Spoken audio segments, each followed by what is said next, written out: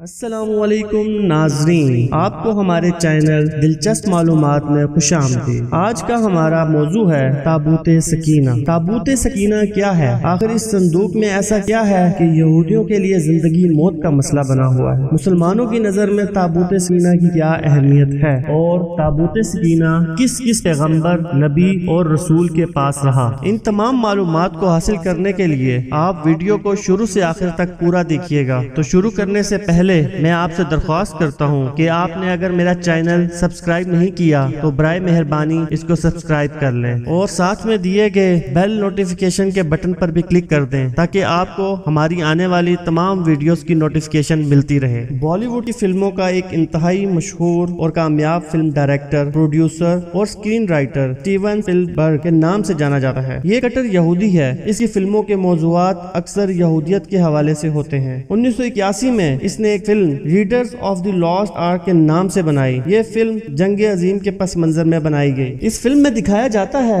کہ German Nazi تابوت سکینہ کی تلاش میں مصر کے آثار قدیمہ کی کھدائی کرتے ہیں تاکہ اس تابوت کی برکت سے جنگ میں کامیابی حاصل کر سکیں۔ دوسری جانب امریکی خفیہ ادارے کے کچھ افراد فلم کے ہیرو آرکیالوجسٹ ڈاکٹر جونز کو جرمنوں کے اس منصوبے کے بارے میں بتاتے ہیں اور اسے معاوضے پر اس بات کے لیے تیار کرتے ہیں کہ وہ جرمنوں کے اس منصوبے کو ناکام کرے۔ قصہ مختصر، ڈاکٹر جونز مصر روانہ ہو جاتا ہے اور بڑی مشکلات سے زمین کے نیچے دفن تابوت سکینہ تک جرمنوں سے پہلے پہنچ جاتا ہے، لیکن عین اسی وقت تابوت سمیت جرمنوں کے ہتھے چڑھ جاتا ہے۔ جرمن افسران تابوت کو قبضے میں لے لیتے ہیں مگر اسے اپنی حکومت کے حوالے کرنے سے پہلے اس کی اصلیت جانچنے کا ارادہ کرتے ہیں۔ ایک خفیہ جگہ پر اس صندوق کو کھولا جاتا ہے۔ صندوق کے کھلنے پر اس خفیہ غار میں گویا قیامت سی آ جاتی ہے۔ تمام افسران، فوجی اور عملے کے لوگ جو اسے دیکھ رہے ہوتے ہیں، ان پر صندوق میں سے برآمد ہونے والی بلائیں حملہ کر دیتی ہیں اور غار میں موجود تمام لوگوں کے جسم پانی کی طرح پگھل جاتے ہیں، جبکہ ڈاکٹر جونز جو کہ اس موقع پر اپنی آنکھیں سختی سے بند کر لیتا ہے وہ زندہ بچ جاتا ہے۔ وہ صندوق کو لے جا کر امریکی حکومت کے حوالے کر دیتا ہے جو اپنی تحویل میں لے کر اسے انتہائی محفوظ جگہ پر چھپا لیتی ہے۔ یہ ایک مثال ہے جس کا مقصد اس صندوق یعنی تابوت سکینہ کی یہودیوں کی نظر میں اہمیت اجاگر کرنا ہے۔ صرف یہی فلم نہیں، ہزاروں فلمیں، ڈاکومنٹریز اس تابوت سکینہ پر بنائی جا چکی ہیں جن میں اس کی اہمیت اور اس کی تلاش کے حوالے سے کوششیں دکھائی گئی ہیں، لیکن حقیقت یہ ہے کہ اس صندوق تک آج تک کسی کی رسائی نہیں ہو سکی۔ پوری دنیا میں یہودی آج بھی ماہرین آثار قدیمہ کا روپ دھارے ملکوں کھدائی کرتے پھر رہے ہیں، لیکن آج بھی اس میں ناکام ہے۔ اس صندوق میں کیا ہے؟ یہ صندوق یہودیوں کے لیے زندگی موت کا مسئلہ کیوں بنا ہوا ہے؟ یہودی اس صندوق کا کیا کرنا چاہتے ہیں؟ سب سے پہلے ہم قرآن پاک میں دیکھتے ہیں کہ اس صندوق کی کیا اہمیت تھی اور اس میں کیا تھا۔ ہمارے لیے قرآن پاک سے بڑھ کر اور کوئی حوالہ نہیں۔ اللہ تعالیٰ سورہ بقرہ میں ارشاد فرماتے ہیں، اور ان سے ان کے پیغمبر نے کہا،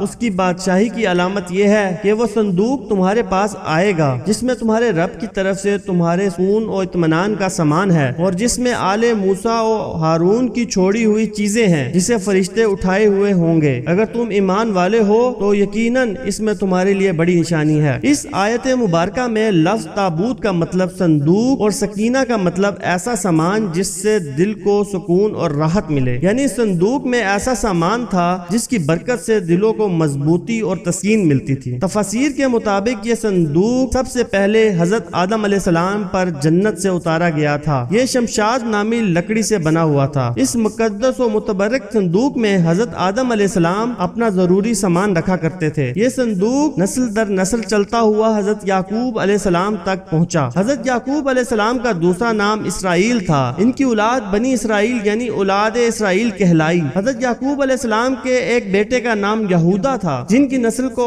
ہم یہودیوں کے نام سے پکارتے ہیں۔ یہ صندوق بنی اسرائیل کے پیغمبروں کے پاس آ گیا۔ یہودیوں کے پہلے رسول حضرت موسیٰ علیہ السلام تھے۔ یہ صندوق ان کے زیر استعمال رہا۔ اس میں آپ علیہ السلام اپنا عصا مبارک اور آپ پر نازل ہونے والی تورات کی لوحیں رکھا کرتے تھے، یعنی اس صندوق میں انبیاء کے معجزات کی اشیاء محفوظ ہوتی تھی۔ حضرت موسیٰ علیہ السلام اور حضرت ہارون علیہ السلام کی دنیا سے رخصت ہونے پر ان کے لباس، عصا مبارک، امامہ مبارک اور آسمان سے اتارا جانے والا من و سلوہ بھی صندوق میں محفوظ کر دیا گیا، اور یہ صندوق قوم کے سرداروں کی تحویل میں چلا گیا۔ یہ معجزات اللہ کی طرف سے ان انبیاء پر اتارے گئے تھے، چنانچہ ان کی برکت سے اس صندوق کو خاص فضیلت حاصل تھی۔ بنی اسرائیل کے لوگ اس صندوق کا بے حد احترام کرتے تھے۔ اس کی وجہ یہ تھی اس صندوق کی برکت سے ان کو بہت زیادہ فوائد حاصل ہوتے تھے۔ کبھی کوئی آسمانی آفت آتی تو یہ اس صندوق کے سامنے بیٹھ کر دعائیں کرتے تو وہ آفت حیرت انگیز طور پر فوراً ٹل جاتی۔ کبھی زلزلہ، سیلاب، خوفناک آندھی و طوفان آتا تو یہ تابوت سکینہ کے وسیلے سے دعا کر کے اس سے نجات پا لیا کرتے۔ اسی طرح جنگ و جدل کے دوران بڑے سے بڑے لشکر کے ساتھ مقابلہ کرتے وقت صندوق فوج کے آگے لے کر چلتے، جس کی برکت سے ان کے حوصلے بھی بلند ہو جاتے اور دشمن کی افواج پر کم سے کم جانی نقصان کے بدلے غالب آ جاتے۔ خاص موقعوں اور تہواروں پر یہ صندوق کو عزت و احترام سے کندھوں پر اٹھا کر جلوس نکالا کرتے۔ اس مقدس صندوق کی حفاظت کے لیے فوج کا ایک خصوصی محافظ دستہ تعینات ہوتا تھا۔ یہ قوم بہت عجیب و غریب عادات کی مالک تھی۔ ایک طرف تو صندوق اور اس میں موجود اشیاء کا احترام اس قدر کے تصور بھی نہیں کیا جا سکتا، دوسری طرف اللہ کے احکامات سے مکمل روگردانی کرنا ان کا معمول بن چکا تھا۔ یہ نہایت ضدی، اڑیل، مغرور اور سرکش لوگ تھے، حد سے زیادہ لالچی، مال و دولت سے محبت کرنے والے اور ظالم تھے۔ اپنے انبیاء اور علماء کی روک ٹوک پر ان کو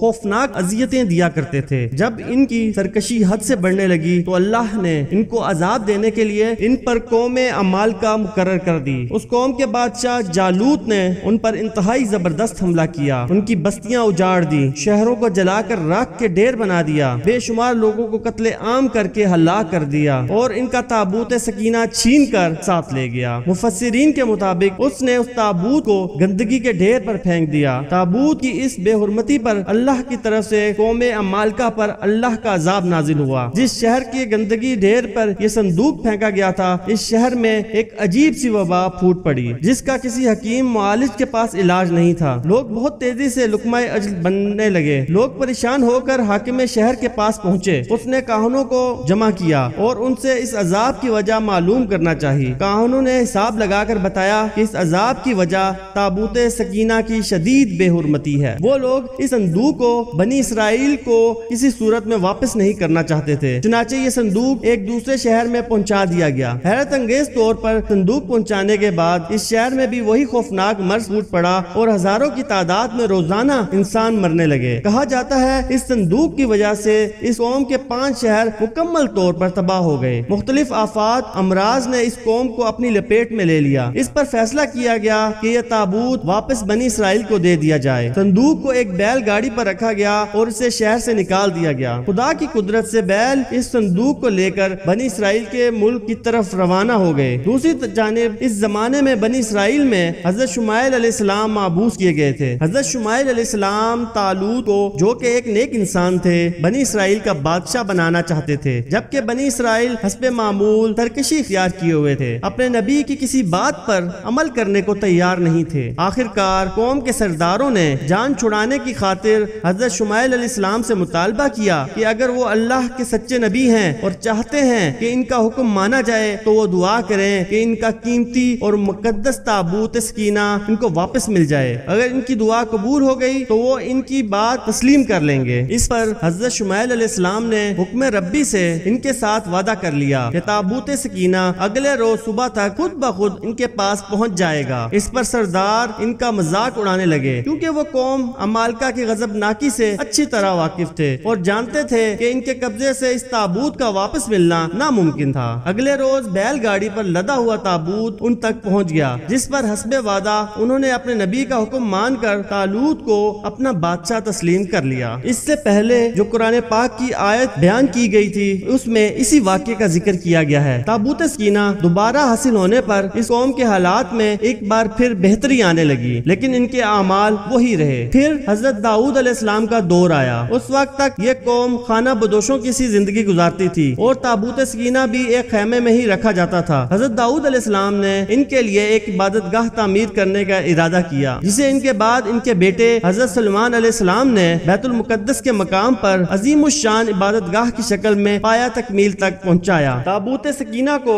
خیمے سے نکال کر اس عبادت گاہ میں رکھ دیا گیا۔ اس عبادت گاہ کے تابوت سکینہ والے حصے میں سوائے انبیاء اور سب سے بڑے عالم کے کسی کو جانے کی اجازت نہیں تھی۔ حضرت سلیمان کی وفات کے بعد آپ کی انگوٹھی مبارک بھی اسی تابوت میں محفوظ کر دی گئی۔ جب حضرت زکریا علیہ السلام کا زمانہ آیا تو اس وقت تک یہ قوم اس قدر گمراہی میں ڈوب چکی تھی کہ اللہ کے پیغمبروں کی تذلیل ان کا معمول بن چکی تھی۔ ان پہ ظلم و تشدد ان کے لیے عام سی بات تھی۔ جب حضرت زکریا علیہ السلام کو زندہ آرے سے چیرا گیا اور بعد میں ان کے بیٹے حضرت یحییٰ علیہ السلام کو انتہائی بے رحمی سے قتل کیا گیا تو اللہ تعالیٰ ان سے سخت ناراض ہو گیا۔ یہ حضرت عیسیٰ علیہ السلام کی پیدائش سے 586 سال پہلے کی بات ہے کہ حضرت یحییٰ کے قتل کے تھوڑے ہی عرصے بعد عراق کے بادشاہ بخت نصر نے اسرائیل پر بہت بڑا حملہ کیا۔ اسرائیل کی اینٹ سے اینٹ بجا دی، لاکھوں یہودی قتل کیے اور لاکھوں کو غلام بنا لیا، بیت المقدس کو مکمل تباہ کر دیا اور اس میں رکھے تابوت سکینہ کو قبضے میں لے کر اپنے ساتھ لے گیا۔ یہ وقت بنی اسرائیل پر تاریخ میں سب سے کڑا تھا۔ بخت نصر نے تابوت سکینہ کا کیا کیا یہ آج تک کسی کو معلوم نہیں ہو سکا۔ تابوت سکینہ ہمیشہ کے لیے یہودیوں سے چھن گیا۔ ساتھ ہی یہودی قوم، وہ قوم جو تاریخ کی سب سے بہترین قوم تھی، جسے اللہ کی لاڈلی قوم ہونے کا فخر حاصل تھا، اپنی بدعمالیوں کی وجہ سے ہمیشہ کے لیے اللہ کی بارگاہ میں ملعون ہو گئی، دنیا میں رسوا ہو کر رہ گئی۔ آج یہودیوں کو